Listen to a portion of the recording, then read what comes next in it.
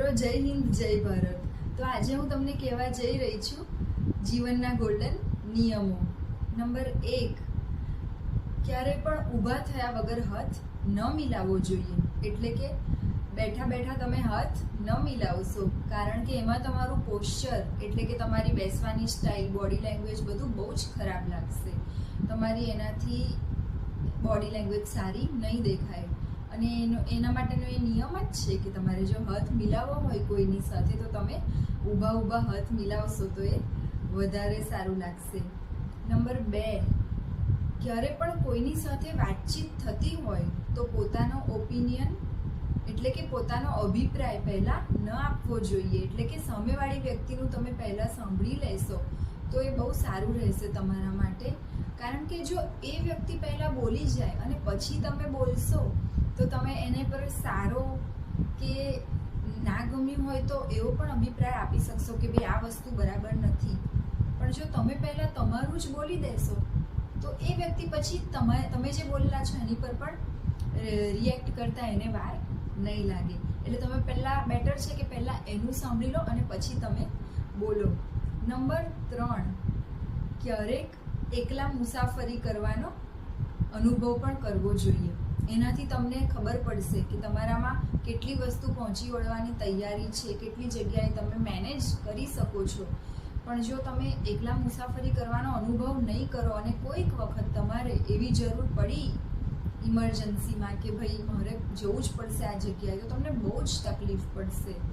એના કરતાં તમે એ અનુભવ એકવાર કરી લેશો તો તમને બહુ જ સારું પડશે. તમને શું ફાવે છે, શું નથી ફાવતું, કંઈક ના આવડતું કે ના ફાવતી વસ્તુ હોય તો એના વિશે તમે જાણકારી પણ મેળવી શકશો. નંબર 4, કોઈ પણ કામ પૂરેપૂરા જુસ્સાથી કરો, નહીં તો પછી એને ના કરશો. એનું કારણ છે કે તમે કોઈ પણ કામ પૂરેપૂરા જુસ્સાથી નહીં કરો અને હા કરવું છે, કરવું પડે છે એવા એટીટ્યુડ સાથે કરશો કે કરી લઈશું તો એમાં જોઈએ એવો તમને ભલીવાર નહીં આવે. એટલે કે જોઈએ એવી બરકત આવશે નહીં અને એમાં બિલકુલ મજા નહીં આવે. તમને જોઈતું પરિણામ નહીં મળે. એક જાતની એ વેઠ જ ઉતારી છે એવું કહેવાય. એટલે એવી વેઠ ક્યારેય ઉતારશો નહીં અને અધકચરું થાય એ વસ્તુમાં, ના પૂરી બરાબર થાય કે ના એમાં કંઈ મજા આવે. એટલે કોઈ પણ કામમાં પૂરેપૂરું તન મન ધનથી તમે કરશો તો એ તમને બહુ સારી રીતે આગળ જતાં તમને જ બહુ સારી રીતે એ વસ્તુ કામ લાગશે. નંબર 5, ઓફિસમાં કોઈ નવી વ્યક્તિ આવી છે એની સાથે જરૂરથી જમવા જાઓ. એટલે કે એની સાથે તમે એક જરૂરથી ઓફિસની બહાર જશો તો તમને ખબર પડશે કે ખરેખરમાં એ વ્યક્તિનો સ્વભાવ કેવો છે, એનું બોલવું, ચાલવું, બેસવું, ઉઠવું. તો તમને ઓફિસમાં પણ એની સાથે કેવી રીતે વર્તન કરવું એ તમને ખબર પડશે.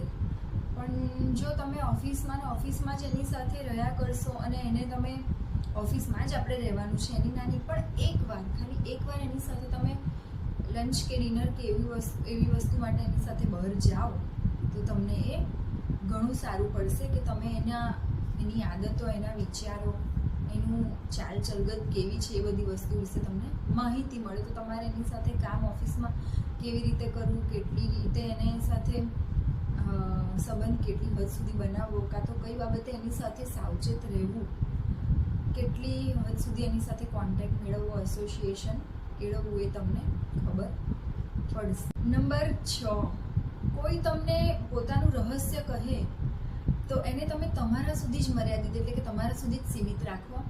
નહીં કે તમે બધાને જ કહેતા ફરો. આજુબાજુમાં બધાને જ કહેવાનું નથી, કારણ કે પછી એ વસ્તુ ફેલાશે જ.